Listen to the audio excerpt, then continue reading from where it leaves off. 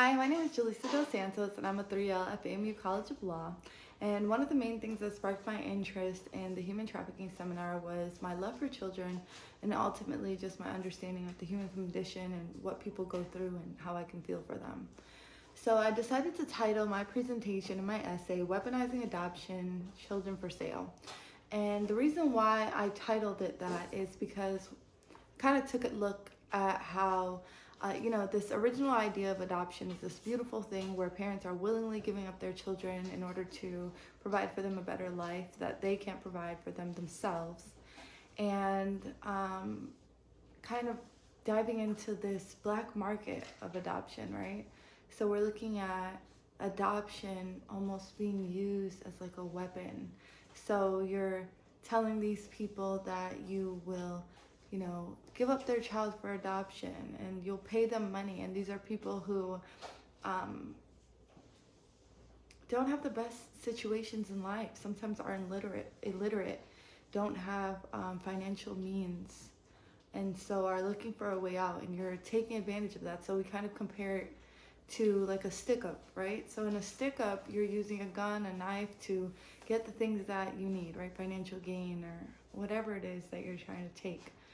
Here, it's almost like we're doing the same thing. We are selling people these dreams, using extortion, deceptive tactics in order to ultimately achieve the goal of improper financial gain. So I started off this first slide with all these lovely, beautiful babies that are in my life, just to really hone in on the point that children are truly my world. I love them. I have a huge amount of patience with them, and so it really was important to me to do this specific research paper because they mean so much to me, and I wanted to learn as much as I could about what's going on in the world with these children. So my first slide is called Child Trafficking or Not. So there's this huge difference of opinions between the Human Trafficking Center and the Human Rights Council about whether certain activities should be deemed child trafficking. So the Human Trafficking Center believes that intercountry adoption, which intercountry adoption is the process of adopting a child from a foreign country and then bringing them over here to the United States in order to establish a life with them. So they believe that intercountry adoption is not child trafficking because the child is not being extorted, exploited, nor enslaved. So they believe that the ultimate true victim is the parent. And the government, the United States government, is generally in agreement with this view. And so they do not deem this activity child trafficking. Instead, they deem it adoption fraud. While on the other hand, the Human Rights Council believes that the child is the victim and their interests are violated. Their interests specifically being the best interests of the child, doing what it takes in order to ensure that that child has a happy life, lives a good life, and is on the right track. So a quote that stuck out to me was, "The rights of the child are breached when the purpose of an adoption is to find a child for the adoptive parents rather than a family for the child." So it should never be that way, right? It should always be the other way around. We should be finding the perfect family for this adoptive child where they're gonna have a good, loving home instead of finding the perfect baby for these adoptive parents.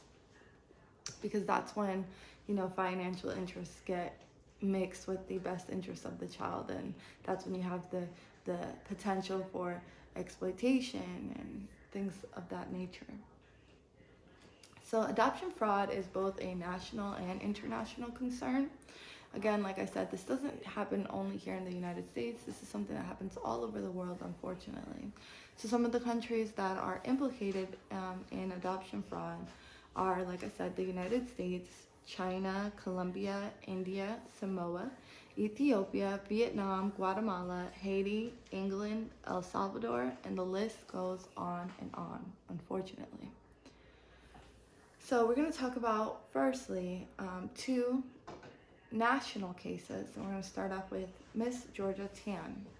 So this woman that you see here is Miss Georgia Tan.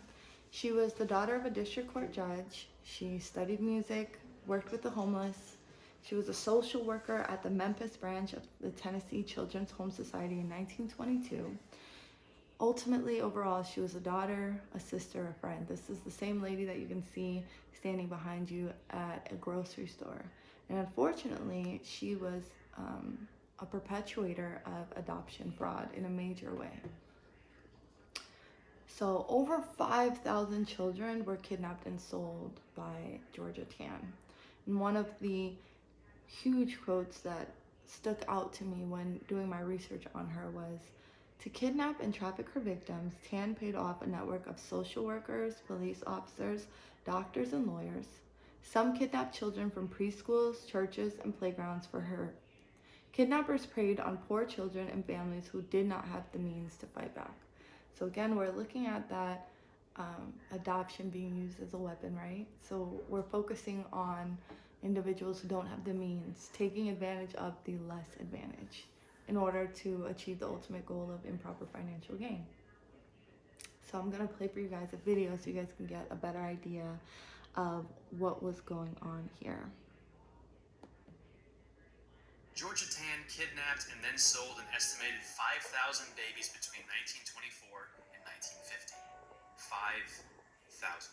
This is certainly beyond shocking and unsettling to hear, but how she got away with it, and how she got away with it for so long, only adds to the terrifying nature of this truly staggering story, which is actually hard to believe is 100% true. Tann pulled off her brazen scheme through operating the Tennessee Children's Home Society, a society which, on the surface, was doing the Lord's work, finding homes for orphaned children. In reality, it worked as a cover for Tann to funnel children into her care, only for her to turn around and sell them on the black market for extreme profit. In the nearly 30 years Tann and the society were in operation, she managed to kidnap and sell an estimated 5,000 babies. These weren't orphaned children placed under her care. They were stolen right from under their parents' noses. How? How could anyone get away with kidnapping and selling children for nearly 30 years right here in America? She did it with help from friends in high places. She took children who came from poor families, for the simple reason that poor families at the time didn't have the necessary resources to search for one of their children should they go missing. If families did file a report, Georgia Tann would have it handled by her close friend E.H. Crump, a powerful tycoon and a so-called boss of Memphis. Crump would make sure the reports of missing children were ignored. She also had an elaborate system for taking newborn babies from hospitals and mental wards, bribing doctors and nurses to help protect the children, and then tell their unsuspecting parents that their baby was stillborn. Tann would take off with the baby, with the child's parents believing their newborn to be deceased. She even had a system for snatching children right off the street. She took children from churches or daycare centers while they played with their friends. They'd end up in the arms of a uniformed social worker under Tann's employ, and they'd never be seen by their birth parents again.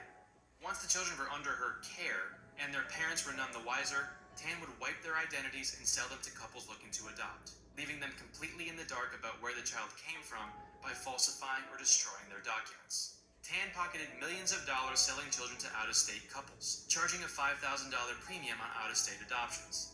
Almost 90% of her sales, which in this context, sales is a truly disgusting word, went to wealthy couples in New York and Los Angeles who could afford the steep pricing of Tann's services, including actress Joan Crawford, who adopted her twin daughters from Tann. It should be noted none of the adoptive parents had any chance to suspect what they were doing was wrong. On its face, Tann's operation was a legitimate adoption agency. Of course, simply adopting a baby and then never having questions about where that child came from isn't possible. But if the adoptive parents ever questioned Tann about issues that arose, things like missing birth certificates or clearly falsified medical histories, Tann had an answer. If the new parents ever had any suspicion that anything fishy was going on, Tann would threaten them with legal action through one of her major accomplices, family court judge Camille Kelly. Judge Kelly used her position of power to sanction Tann's activities and threaten the adoptive parents with taking away their adoptive children if they continued to make a fuss or ask questions. They would also be threatened with being roped into whatever legal ramifications Tann may or may not have faced. I mean, they did use her services, so technically they were involved in an illegal enterprise themselves. And here was a judge telling them they were complicit. Needless to say, this blackmail coming from the US judicial system itself made a lot of folks go quiet. Tann was so powerful and wealthy, so highly regarded as a steward of ridding adoption of its negative stigma at the time, and so well connected, no accusations or rumblings of misconduct ever stuck. The story is so insane that it's hard to even frame it or tell it in a way that makes any sense whatsoever, but it's completely real. It happened, and it affected thousands of lives right here in America. To make it even more insane and unbelievable, one of those children that Tan and her agency kidnapped and sold to unsuspecting adoptive parents was professional wrestling legend, the Nature Boy, Ric Flair. And in the end, Tan and Judge Kelly and E.H. Crump and everyone else who knew it was truly going on in the Tennessee Children's Home Society got away with it. None of them ever faced charges. Tan died of cancer at 59. Judge Kelly and E.H. Crump both died shortly thereafter in 1954 and 1955, respectively. None of the children they kidnapped were ever returned to their biological parents. Thanks for watching this video. Be sure to like this video and subscribe to this channel for more of histories. So some of the major points to be concerned with when talking about Miss Tan's illegal activities, besides the point that she kidnapped over 5,000 children and sold them, is the fact that she was being helped by some very powerful individuals, right? So she wasn't doing this on her own. She had social workers and judges. You know, one of the judges that was mentioned in the video, Camille Kelly, she was actually a judge in the juvenile court for over 30 years. And just as an aside, back in that day and age, under Tennessee law, to legally adopt a child, the cost was $7. Just to give you an idea of how much money Georgia Tan was making, she was selling each child for $1,000 each. And if it was an interstate adoption, she would charge $5,000 each. So she made millions off of this. And the unfortunate thing was that she never got caught. Like they said in the video, she looked like she was doing the Lord's work, right? From the outside looking in. The scary thing is that these people make these transactions look very real. They have these agencies set up and they have these documents that they're falsifying, and these parents were unsuspecting. And then you put that judicial fear on them of the judge saying, well, I'm going to say that you were complicit in these crimes, even though they didn't know what was going on. It's just very terrifying to see what humans can do. Georgia. So our next national case that we're going to talk about is Mr. Paul Peterson. So if you see the vast difference in both of these pictures, here's a very laurely, looking picture, and here, unfortunately, this is his mugshot. So Paul Peterson was an adoption lawyer. He was an elected official. He was an Arizona assessor in one of the largest counties in Arizona. He was a manipulator, and he was a child smuggler and a perpetuator of adoption fraud. Peterson's charges. So Peterson was charged with crimes of human smuggling, sale of a child, fraud, forgery, conspiracy to commit money laundering. He was faced and forced to respond to these charges in 3 states: Utah, Arizona, and Arkansas. So this wasn't, a one-state deal. He was doing these things all over the United States. Peterson's plot. Peterson paid women of the Marshall Islands $10,000 each under the requirement that they be transported to his various properties here in the United States before their due date in order to relinquish their children to Peterson for sale and adoption fraud. Women were deprived of prenatal care and lived in horrible conditions. Adoptive families paid anywhere from $25,000 to $40,000 per child. Peterson accumulated about $2.7 million in adoption fees within 2 years, such a short time frame. Peterson is alleged to have been involved in over 70 illegal adoption cases. These women that he was housing were impoverished. They had never seen or heard of that much money in their lives before. So some people may look at the situation and say, oh, well, like he told them, the requirements up front and what he was expecting of them, and they knew what they were getting into. But it's just, it's this unequal bargaining power, right? That you have this person that has never seen this much money in their lives, who's living in probably really bad conditions, who is looking for a way out, and you're taking advantage of that situation in order to achieve his ultimate goal, which was improper financial gain. A lot of the families that actually adopted children from Mr. Peterson's scheme saw the conditions that these women were living in and called it a baby mill. It was horrible. They were cramped, and like I said, they were deprived of prenatal care. So it was just a horrific situation from someone that used his skill set as an adoption lawyer and his knowledge in order to negatively impact and influence the lives of all of these people. So I'm going to play you guys a little video. Tonight, we're getting new details about the role medical professionals played in bringing Maricopa County Assessor Paul Peterson's alleged adoption ring to light. Here's ABC 15 investigator Courtney Holmes.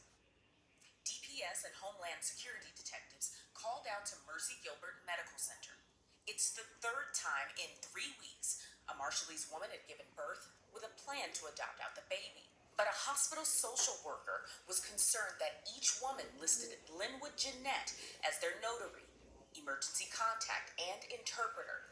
That's according to a newly released search warrant. Jeanette is Assessor Paul Peterson's co-defendant in fraud cases in 3 different states. This particular mother was to receive $11,500 for her baby. Documents also reveal that she and Jeanette were on state Medicaid, despite Jeanette's bank account receiving more than $116,000, with nearly half paid by the law office of Paul D. Peterson. In May, a surveillance camera was installed at Peterson's fourplex, where 8 women were later found. By June, DPS was asking a judge's permission to track Jeanette's SUV. And in October, Jeanette and Peterson indicted in Arizona for access fraud, and in Utah and Arkansas on human trafficking and other fraud charges. Jeanette and Peterson are both out on bail while their cases work their way through the courts.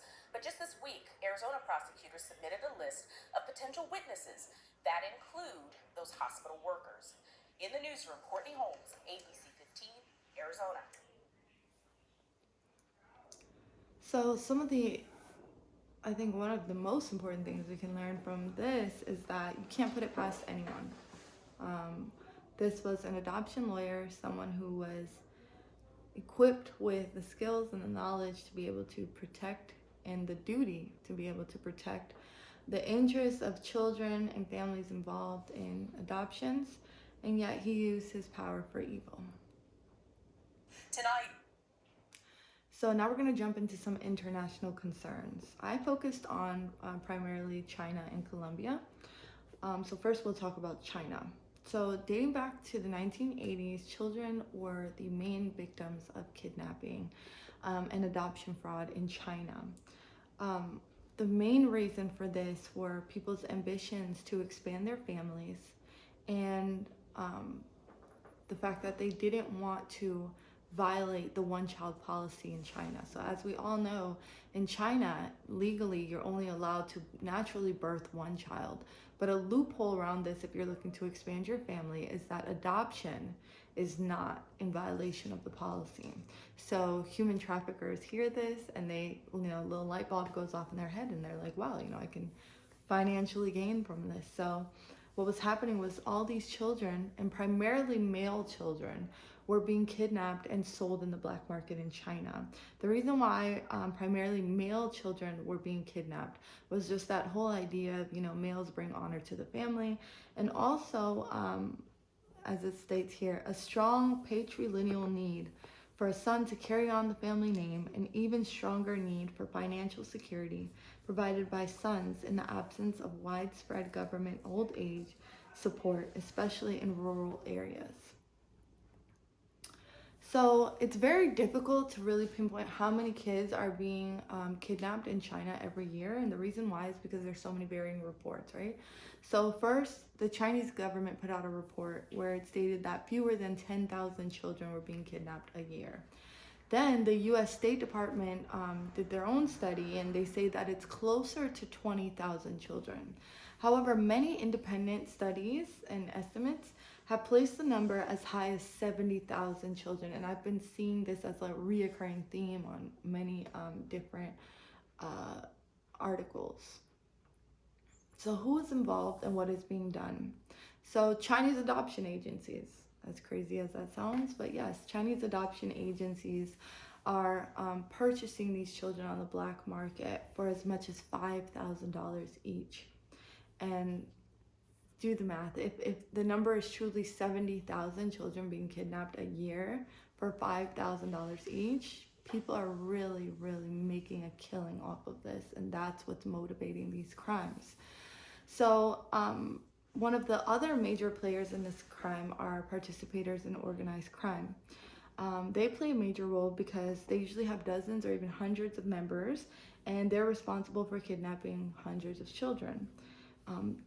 What's being done is that now there's like this strong push in order to establish the death penalty as punishment for the child abductions, and there's also a strong push for harsher punishment towards the buyers. And this is because, surprisingly, only in 2013, and this was only 7 years ago, but only in 2013 were 7 buyers sentenced to 1 to 6 months in prison. So you look at that, and that's like a slap on the wrist, right? That's not deterring anyone from doing anything, because they know that the consequences are not that big, and they could get away with it and do it again.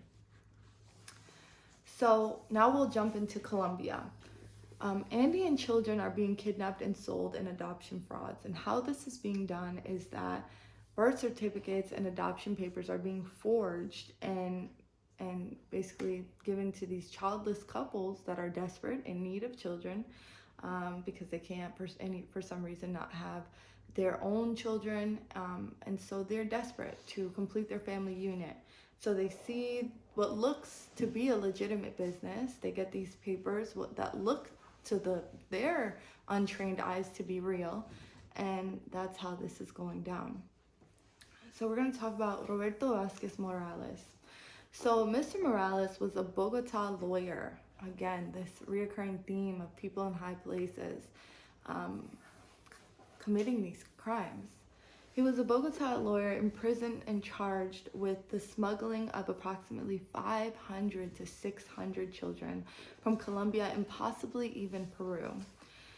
Some of the people that helped Mr. Morales were lawyers, judges, notaries, nurses, government officials from the welfare agency, secretaries, housewives, and a Colombian consul in Spain. They all played a huge role in this child smuggling operation.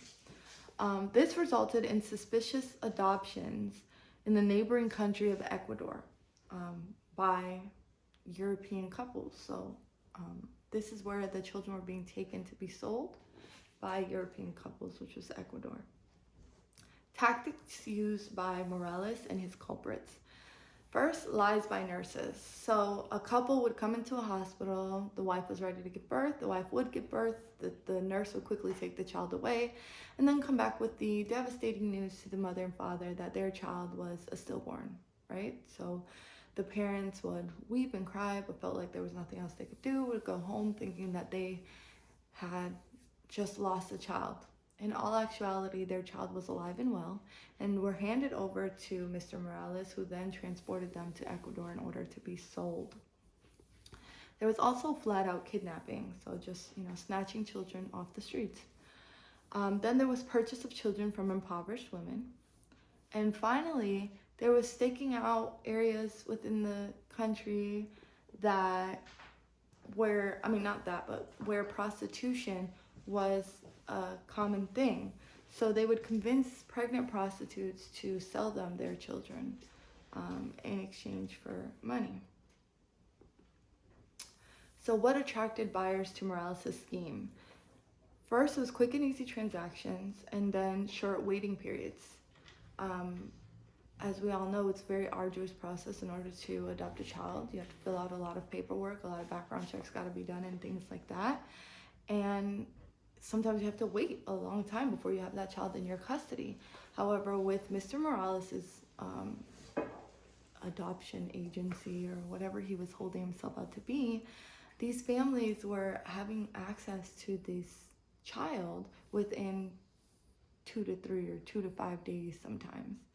And there was no paperwork involved. It was just a money exchange. You have the money, I have the child, and you get the child easy like that.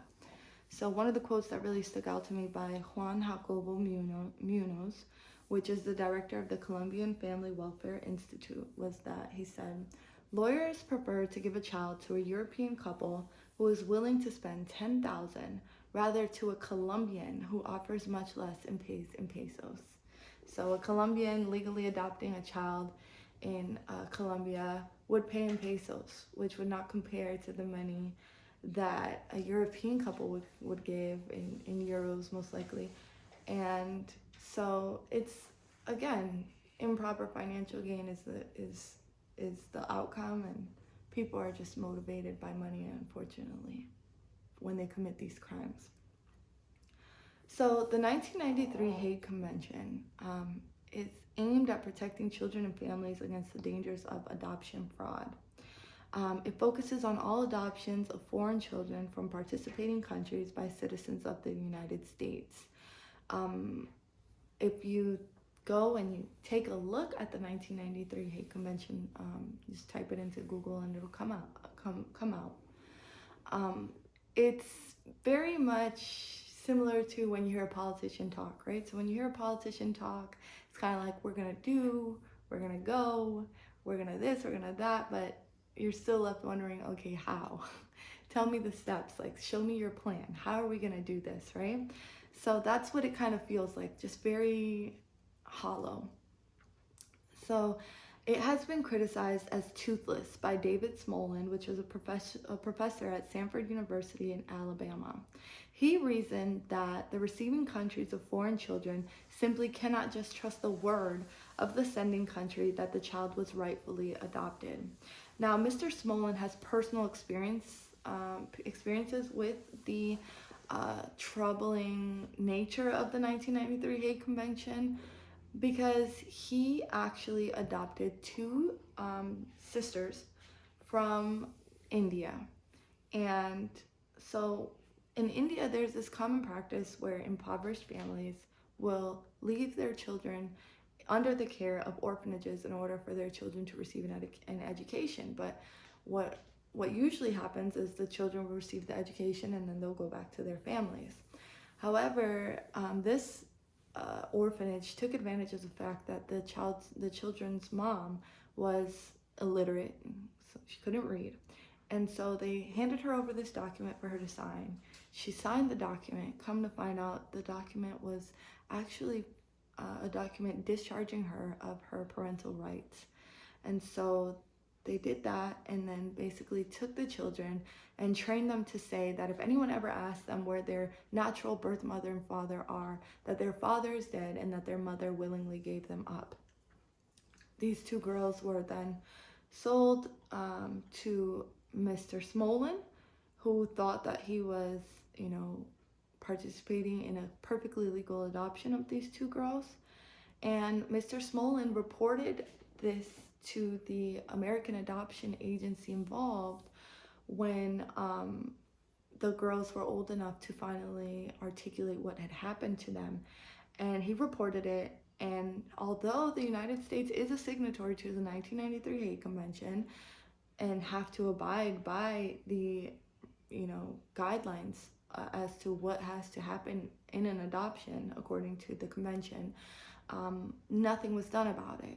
And only 6 years later did the girls actually become reunited with their actual birth parents. But the problem was that their life was already rooted in Alabama. They already had a whole life there. And so it's difficult to then tell a child, like, well, now you have to go back, So he has firsthand knowledge.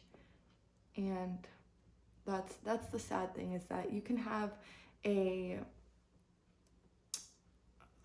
basically someone overlooking this, right? So they're supposed to be overlooking this process, but it's almost like you still need someone overlooking them to overlook this in order for things to really be done correctly. Some of the possible solutions that I think that will certainly lower the rates of these adoption frauds happening is first establishing a unanimous decision that the crime of adoption fraud be deemed child trafficking. This is because child trafficking has harsher sentences than adoption fraud. So with adoption fraud, the most I've seen sometimes is months to, at the very most, 10 years, which is ultimately a slap on the wrist. Um, if you get charged with child trafficking, you have the potential of actually receiving life in prison, which I think would serve as proper deterrence and also proper punishment for a crime that negatively impacts the lives of so many and is basically irreversible. Once the damage is done, it's done. So harsher punishments, like I mentioned before, like life sentences. And some people may look at it and say, why would we give a life sentence for this nonviolent crime and things like that? But I believe if we can have people in prison serving life because of, drugs like marijuana, then we should be able to have mandatory life sentences for people who are smuggling children, selling them, and forcing them to live a life that will never truly feel like home. One of the other things that I think would help, which could be an unpopular opinion, but I'm a big believer in this, is abolishing the requirement that you must pay to adopt a child. I have seen, and as we've talked about, financial gain is the huge motivator for these traffickers. So if we take out that financial motivation, then there will be much less of this going on, because there's really no, what do the traffickers have to gain at that point? So lastly, putting in place independent agencies to personally verify the authenticity of every adoption. And this would include training and detecting falsified records of adoption certifications. Because as we've seen in many of these examples, they look like legitimate agencies. These people are not dummies. They're out here falsifying these records, making them look real. And we need someone, running checks on them. We need someone, running these papers through a system to make sure that these are real and to make sure that these transactions are legitimate. So that's my presentation. I hope you guys truly enjoyed it. I hope it was very educational for you guys. I hope this really got your wheels turning about, the things that are going on in the world with these children. And, we can all take from this and learn from this, and ultimately, go out there and try to make the world a better place with the knowledge that we've learned. So thank you so much for watching, and I hope you guys have a great day.